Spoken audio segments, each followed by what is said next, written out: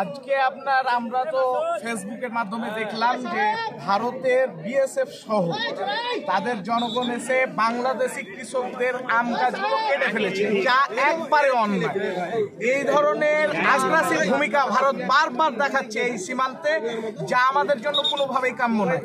এটা বাংলাদেশের মাটি, স্বাধীন সার্বভৌম একটা ভূখণ্ড।